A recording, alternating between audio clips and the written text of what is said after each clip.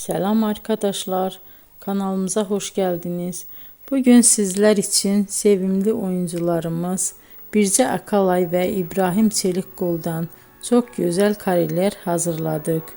İbrahim Çelikkol, Kör Düğüm, İffet, Siyah Beyaz Aşk, Merhamet ve birçok dizide rol almış ve herkesin beğenisini kazanmıştı.